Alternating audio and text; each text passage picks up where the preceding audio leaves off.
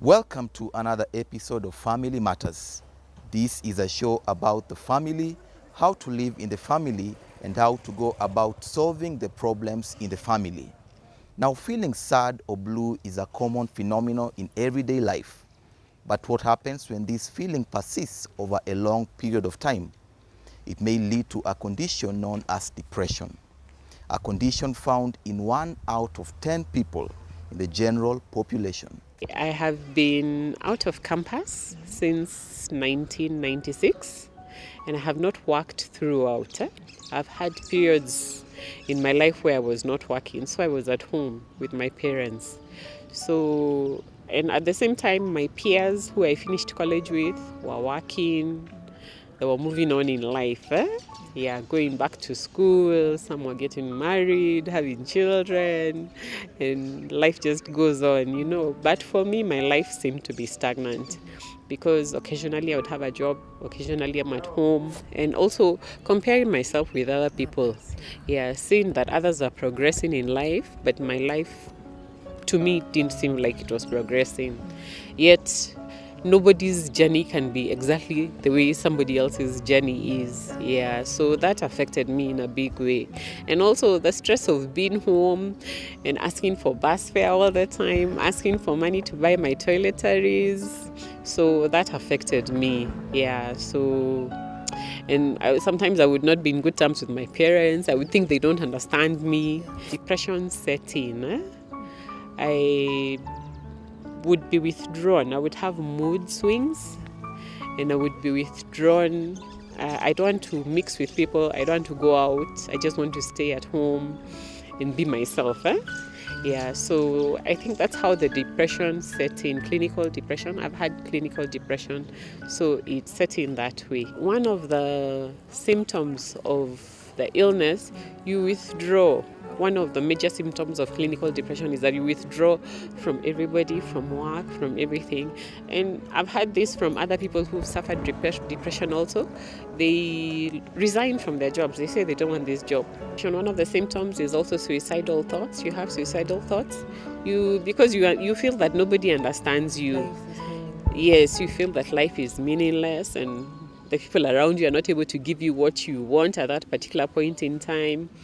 And also, like for me personally, I was a subject of discussion in my family. So I would feel that, why are they always discussing me? Why can't they discuss somebody else? And that makes you feel unwanted. It makes you feel life is not moving at all. Life is not worth living. When somebody is experiencing depression, some of the behavior characteristics of such a person is that they get withdrawn. That is one. Mm-hmm. Some of them go to an extent of locking themselves in the house. And for example, if somebody has a bedroom of their own, they will lock the door, they will pull the curtains, whether it is daytime or night, those curtains are closed. Many of them like being in isolation. Like for example, if they're in a family, you will find them not wanting to have dinner with the rest of the family. They want to do it on their own. You'll find them waking up at odd hours and sleeping at odd hours. For example, somebody wakes up at 2 in the midnight, 2 in the night, and they wake up. You hear them going to the fridge. They're going to look for something to eat. And when everybody else is waking up in the morning, that's when they are fast asleep. And they are generally unhappy. They are unhappy with everything. They are unhappy with everyone. And some of them can become suicidal. Others are just angry at life, and they are angry with life. And they have a lot of blame. If you talk to them on a close range, they have somebody to blame for what they're going through. And most of them also will be in denial. They will just refuse. They will say, I have no problem. I just want to be alone. My family, they were just tired of incidences happening. We tunakorofishana. Yeah, so it would affect the whole household. When I'm not in good terms with people, it would affect the whole family. So that's how the family was affected. Personally, I would say like I have no friends. I just wanted to be myself, alone, lock myself in the room. So that's how it would affect me personally. And I would not have the desire or the urge to go out and mingle with people, to go out and serve in church. So, yeah, so in that way it affected me. Of course, it affects family setup because someone is not going to have the power to do anything. Someone will withdraw from everything. First of all, it will affect relationships within the family because a person is going to be so withdrawn and keep to herself or himself, so that the relationships will be within the family will be bad, and the level of activity on the part of the individual will go down. Someone may not even have enough power to do what is expected of him or her in the house. Like say, like a woman, for example, even simple household chores will become difficult because one does not feel like wanting to do anything. If one is working, now getting up in the morning and taking a bath and putting on clothes and going to work becomes very difficult because someone is so depressed that he or she does not feel like getting out of bed, would like to stay there. So it is a very serious type of thing, and it will make someone, depending on how depressed one is, one will become totally incapable of doing anything. Somebody who is suffering from depression gets symptoms of loss of interest in their daily activities. They will not be interested in going to work. They will not be interested in their hobbies. If somebody liked going to the gym or liked football, for example, they will not be interested. They will have a sense of worthlessness. They'll see no hope in their future. And again, some people will have a lack of sleep, although some other people also get excessive sleep and they'll stay in bed the whole day. Some, when it's very severe, will get even suicidal ideas, and some go ahead and actually attempt suicide. And again, we also see another severe form where people become psychotic. They have confusion, where they will say things which are not expected with their culture and with their education. For example, they might say that somebody is trying to poison them. Their own family members are trying to poison them. Some will even refuse food from their family members. So depression has a wide range. Again, all these symptoms must interfere with their social settings such that they are not relating well with the people they live with, or also interfere with their occupational work, the work they do, or if it's a student, it will interfere with their schoolwork. With children, they become more irritable, and their behavior will change and become violent and become more disobedient. Yes. And the other symptoms are I'm feeling tired, I can wake up early in the morning, I drag myself to work, I actually don't feel like going to work, my personal hygiene is poor and I really don't care about it, I don't feel like eating, being with people makes me feel very tired because it's a lot of energy to keep up with the society or chit chat. Or on the other hand, seeing people laughing makes me angry. Irritability, such kind of symptoms are things that people should look for, and someone who has gone through depression before is better situated than someone who's never suffered. Then once you see the triggers, notice the triggers. I know a family that the husband has been depressed for for more than 25 years. Now, I have been to that home, but I have never seen that man because he stays in his bed. Everything and food is taken to him in bed. The only place the only time he gets out of that bed is to go to the bathroom. Then straight back to the bed. Food is taken to him in bed, he takes his food in bed. So that is how serious it can be. It may make someone totally incapable of working. Somebody who is suffering from depression gets symptoms of loss of interest in their daily activities. They will not be interested in going to work. They will not be interested in their hobbies. If somebody liked going to the gym or liked football, for example, they will not be interested. They will have a sense of worthlessness. They'll see no hope in their future. And again, some people will have a lack of sleep, although some other people also get excessive sleep and they'll stay in bed the whole day. Some, when it's very severe, will get even suicidal ideas, and some go ahead and actually attempt suicide. And again, we also see another severe form where people become psychotic. They have confusion, where they will say things which are not expected with their culture and with their education. For example, they might say that somebody is trying to poison them. Their own family members are trying to poison them. Some will even refuse food from their family members. So depression has a wide range. Again, all these symptoms must interfere with their social settings, such that they are not relating well with the people they live with, or also interfere with their occupation or work, the work they do, or if it's a student, it will interfere with their schoolwork. With children, they become more irritable, and their behavior will change and become violent and become more disobedient. Interestingly, when I'm sick, when I have the relapses or when I'm down and under, it didn't used to affect me in terms of how the others been affected. It was just me. You're just selfish. You just think about yourself, But it would affect them. They would be worried. When they call my parents, they want to know how is she doing. And it affected them in a way, as in they were not lively the way they usually are. Yeah, but they've been strong. My family has really been strong, and I thank God. Depression. You've probably heard these two words used almost synonymously in everyday conversation. Do they mean the same thing, or are they different?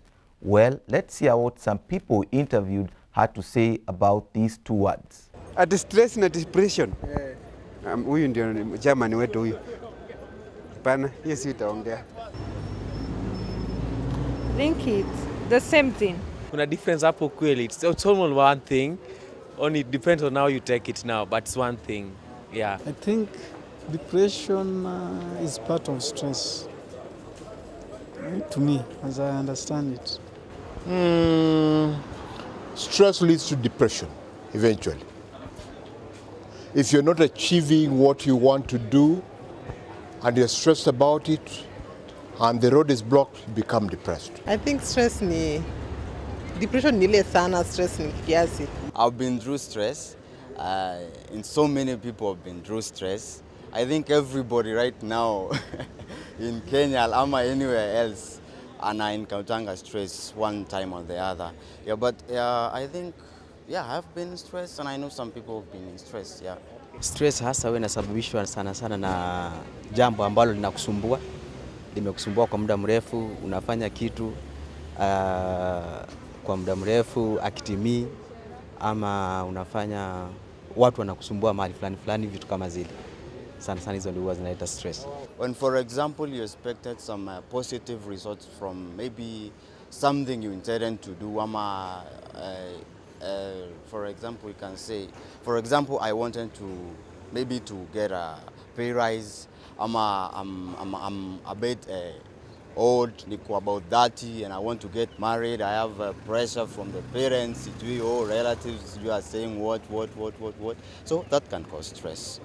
Yeah, so those now are the things that when they come together, they start causing stress. Stress and depression, the relationship between stress and depression can result from stress. Because like for my case, for example, I was not working. I haven't worked for a number of years, and that stressed me. asking for bus fare all the time to go where I want to go to meet my friends. That stressed me because my dad probably, or maybe he would give me very little bus fare. And I would think, why is he giving me so little and I need to go here, I need to go there, but that's what he had at that time. So it could stress me. Also, maybe sometimes money to buy toiletries, though I never lacked, but that could stress me at some point in time because I need to ask money for toiletries to buy sanitary towels. I would feel a lot like I'm a burden, and at my age, I'm supposed to be on my own with my family. I'm supposed to be independent instead of relying on others for help, So stress and clinical depression are related. Clinical depression can result from stresses in life. Indeed, very confusing two words. But what does our expert say concerning these almost similar terms? Stress is anything that causes us discomfort. There's no more stress where we function normally within the society. Something has frustrated me, but it doesn't make me not want to move on. However, there is acute stress. Acute stress is where that I cannot function because of the frustration that are surrounding me. That is acute. And even the thought of it makes me have nightmares. That's acute stress, and acute stress can also cause acute anxiety. However, if it's not taken care of, a build-up of it could cause depression. Because at the end of the day, if every time I think about this particular frustrating situation, I feel helpless, I will learn, there's something we call learned helplessness or learned failure. I'll feel like a failure, and then slowly by slowly, I'll have thought patterns that are called a set of belief system that will make me feel like a failure. Now, this set of belief systems might lead to depression because of constantly reaffirming yourself that you are a failure. That can cause. However, stress is not depression. Everyone has a magnitude of stress, and we all need a different degree of stress to function and just enjoy life. Lack of it makes life rather flat. You need challenges. So stresses can be challenges, can be difficult people that we live with. But when it becomes acute, for instance, somebody who's going through trauma faces acute stress levels. And acute stress levels are like, my life is at danger. This can cause to other mental illnesses, one of them being depression. Stress is the ability of someone to adjust to daily pressures which are put onto them from the environment. For example, the pressure of being patient in the jam when you're almost getting late to work, the pressure of having to take care of your children, attend to their needs, and attend also to your own personal needs, the pressure of work, financial difficulties. We know now there's inflation, everything has gone up, incomes are not increasing, so all those are pressures. So stress are those pressures which the body faces every day. They could be physical, they could be environmental, they could be economic, they could be political. We are now almost going for our elections. We know what the fears people have about the election time. They could be social. You see, with the change of our cultures, there are other social stressors coming up with it. It is true that a lot of stress can predispose one to depression, especially if they don't handle it well, because there are ways of adapting to stress. For example, you exercise, you talk about it, you meditate, you pray about it, you talk to somebody about it, you go for counseling. Those are healthy ways of coping. But now when somebody resorts into unhealthy ways of coping, like they will withdraw and feel that nobody cares, then that can lead to depression. So stress can lead to depression, but stress is not synonymous to depression. Not everybody who will go through stress will get depressed. Depression leads to low moods, low energy, which may lead to social isolation. This is a risk factor for suicide. Depression affects both women and men, but as our expert says, both genders deal with it in different ways. Depression for men and women are a little different. And I think the difference is because of the makeup. When men are depressed, most of them, they refuse to talk. They kind of like get into a cocoon. They hide and they are afraid, very, very fearful, very fearful. They can never admit. If you find a man admitting that they have depression, it's 1 out of probably 10. Many of them deny. You know, you want to release. Men don't like releasing. They don't want to know they don't want others to know that there's something which is happening. It's not good for them. No wonder they get sick so quickly, no wonder they are dying so quickly than the ladies. Wajua mwanaume ana akili nyingi na huwa ana uvumilivu mwingi wa akili. Sasa mara nyingi anapo sort out things huwa aongei. And because men have the feeling of they should not be defeated, most of them become desperate. And most men become suicidal. Yes, it's true. There are more women who suffer from depression than men. But again, there are more men who commit suicide than women. So when a man suffers from depression, chances of them committing suicide are higher. For the women, because of their nature, women are outgoing. Women like talking about their issues. Most women, when they get depressed, they talk a lot. And some of the things they talk, they become incoherent. They can say this now, and after 10 minutes they're saying something else, or they're saying just too much of something.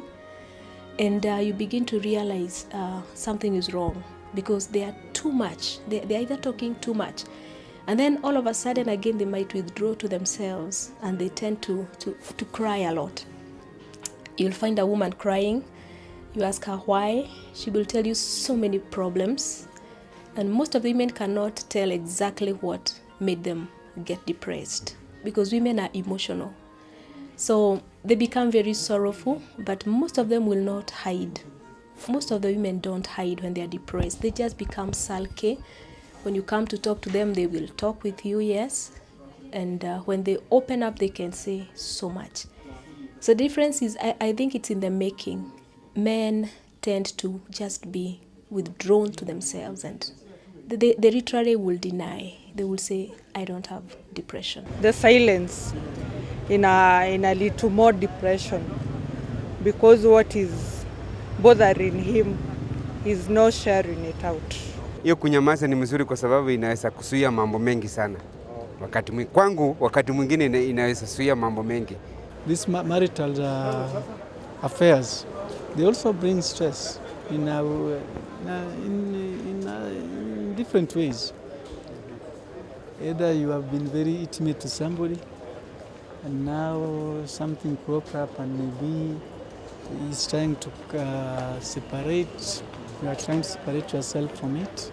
That also brings stress. I would say 2 areas especially: family and work. If you are not being able to meet, family needs of the family, starting with basic needs like food and clothing, then move on to school fees. Okay, there is tension in the house because you are not meeting you are not doing what is expected of you, which makes your wife unhappy, and that interferes with the marital relationship. And now you start to see yourself as a failure, and you start seeing yourself as being useless and hopeless. So family problems, and then of course work-related problems. If you are having problems with your boss, you are scared you may be fired in time. Your job is the only source of income. Mainly, it has to do with family and work. Basically, men naturally, they are not very talkative as compared to women. Women talk a lot, and those are the natural differences. But even when it comes to a couple's relationship, a married couple, we encourage them to communicate. And we also have marital therapy where we encourage them to communicate. And people wonder, where do you start to communicate, like after a day's work? When you start talking about general things, then you move to like general things. How was work? How is weather? Naturally, you'll drift until you reach a point where you'll be talking about the feelings you went through work, how this person said nasty things to you and you are not happy, how the work is too much. So communication is very important. But again, for married couples, they need to be able to handle their finances well. They need to agree on parenting, how they are going to set up rules for their children. Sexual intimacy is also very important. It needs to be discussed. And then external pressures. External pressures are what now we are calling stressors. Coming all the way from in-laws, from friends, from work, all those are external pressures. So married couples need to address all those issues. We call them foundations of marriage. If there is no communication, finances are not handled well, children are not handled well, external pressures are not handled well, sexual intimacy is not handled well, then the couple will not be a happy one. Sometimes you find majority of the males will internalize their stress because they're problem solvers. They don't know how to talk about it. They know how to look for answers. So they would rather keep quiet and internalize their issues as opposed to sharing it. The woman, on the other hand, would talk to everyone and anything that is on their way, and they will react. But this is not to say that all women will react this way, and it's not to say that all men will react this way. Why the difference? Socialization. The girl child is socialized differently. It is normal for the girl child in our African setup to cry. It is normal for a girl child to talk a lot. It is normal for the girl child to show their emotions openly. However, on the other hand, the boy child is socialized differently. For a boy child to cry, that is a sign of weakness. For a boy child to chatter a lot, it's also a sign of weakness. So this again goes back to learning behavior. That's the reason why cognitive behavioral therapy is used, where we address the thoughts to change behavior, because they believe it's a learning process. So it doesn't mean that men cannot express their stress. However, from a very early age, they were taught not to. So the brain side that actually got very developed is the logical brain, while the creative and emotional brain that is in touch with their emotions has not been used as much. So they cannot deal with stress as the girl who's used to expressing herself. What is good and what is ideally correct? Internalization sometimes is toxic. Some research some time back said the reason why men die earlier is because they don't talk about their issues. Could be true, because they don't know any other way of dealing with their stress. They are taught to deal with it in a macho way. A man can never get stressed. A man can never not have a solution. But is it realistic, really? It's not. So for men, they deal with their stress logically, while the women deal with their stress emotionally. I have had many women coming to me for help, but very few men will come to you for help because of our culture. You see, our culture says that as a man, you ought to be able to handle your problems. Now, going to someone who is not even related to you, a total stranger, not our men, but women will come and look for help, because women are supposed to, in our society, to accept, to admit it when they are having problems, which is why they are allowed to cry, so they can look for help. But our men don't look for help because they see that as a sign of weakness. There are some people who, when they are depressed, they will treat themselves with alcohol or other drugs. So some will go to drink, not because of any other reason to socialize, but to treat the depression. And we call that comorbidity. So once you treat the depression, you discover, sometimes you might even be presented with the alcohol abuse as a problem. Then you treat the alcohol abuse, and then you discover the person is still low. Then you discover there was a depression comorbid with the alcohol abuse. We are also seeing a lot of people using cannabis to treat the depression. Somebody suffering from depression will require medication, the ones we refer to as antidepressants, and they are of various classes. And those medications are tailored to the symptoms they have. For example, if the person is not sleeping at all, then you give them medication which will also give them sleep. If the person is having excessive sleep, then you give them medication which will not increase the drowsiness and the sleepiness. But again, we know that medications are not enough. These people need to go through psychotherapy, which is a form of counseling. They need to be taught social skills. For example, if you have all these pressures, how can you deal with them? The practical ways. We also teach them how to change their thoughts, because you find that a depressed person, most of the time they adapt thoughts which make them concentrate on the negatives. Instead of counting their blessings and the positives which they have in their lives, they start minimizing their achievements and maximizing their problems. So we also teach them how to change those thoughts so that they are able to live more positively. Yes, and we call that psychotherapy. But you will have to take them for life. The minute you stop taking them, it starts all over. So therapy, if you can get to the bottom of the problem and you remove it through psychotherapy, then someone doesn't have to take drugs. So I would say that both of them are needed. So someone who is very badly, depressed and not on medication may not even be able to participate in a counseling session. So you need some medication to stabilize someone so that he or she can participate in psychotherapy. So we need both.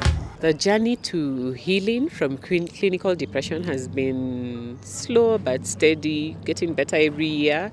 So I started having clinical depression from around 2001, 2002. Yeah, and between 2001 or 2002 until now, I have seen a series of 3 doctors. So the first doctor I saw, and he treated me well, but when I've had relapses in clinical depression, I get well, I'm treated through medicine and also counseling.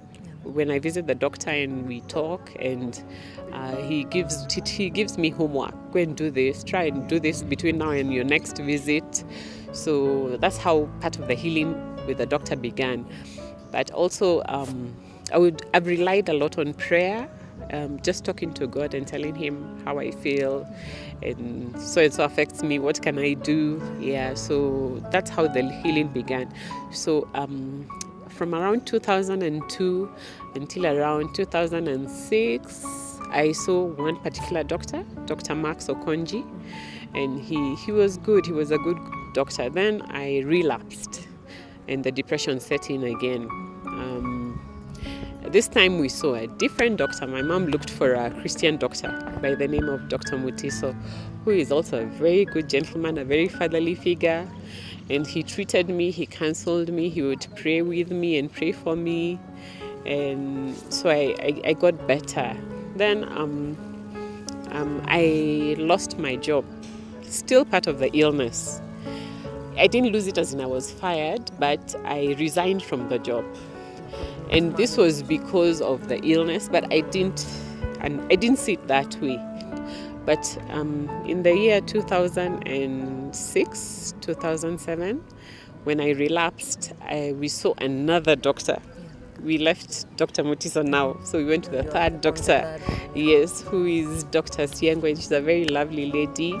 Yeah, so she has worked with me, she's given me homework, she has counseled me, and yeah, I thank God. Yeah, I'm still on medication, so but I'm being weaned off slowly. Feeling depressed is a part of everyday life. However, when it goes on for too long, thus interfering with daily living, it could turn out to be a problem. Learning about the symptoms and causes may be the first step towards overcoming the problem. Depending on what support system they have, chances of somebody relapsing and getting depressed again, it's possible because we are only human. So it's always good, and we always teach people to be self-aware and look out for the symptoms. For someone who has been depressed before, they are clear and should be clear of the symptoms of how the depression starts and the triggers. And someone who has gone through depression before is better situated than someone who's never suffered. Then once you see the triggers, notice the triggers, you notice your symptoms, it's high time you realize you need to seek help before it gets to clinical depression. Like maybe go for psychotherapy or go for a refill for your meds, because you need that to function normally in the society. Let me talk of predisposing factors, because depression is caused by multiple factors. So you might find that this person, probably in their family, somebody suffered from depression. So their genetic makeup predisposes them. But it's not that everybody who is in a family where there was a relative who suffered from depression, they will also suffer from it. It depends on how they handle the stressors they face later on in life, and the outcome of the social support they have within them. But again, we've also seen there are certain hormones which are seen to drop in blood when somebody has depression. Again, the environmental factors. We are talking of stresses, daily stresses, and how to handle it. It has also been shown that, like, children who lost their parents, like their mother when they were young, if they do not get enough social support, then they are predisposed to getting more depression. Now, when it comes to relapse or reoccurrence of the illness, many patients who take their medication well and then they follow up appointments, they are monitored, then they live a normal life and they might not even relapse. But when you find somebody discontinuing the medication before the right time, or stopping on the psychotherapy, and then they fall back to the negative thoughts, then they can have a recurrence of the illness. My mom, since I was at home with my parents, my mom is the one who has really walked this journey with me. But she's the one who would observe my mood swings and would see I'm off the hook. Probably when I get angry at one point, I probably go above. Yeah, so she noticed that, and she had a friend who was a pediatrician, a doctor as well. So she just told her friend what I was going through, and this pediatrician friend of hers referred me to a psychologist. So that's how my journey in the treatment began. My future is bright.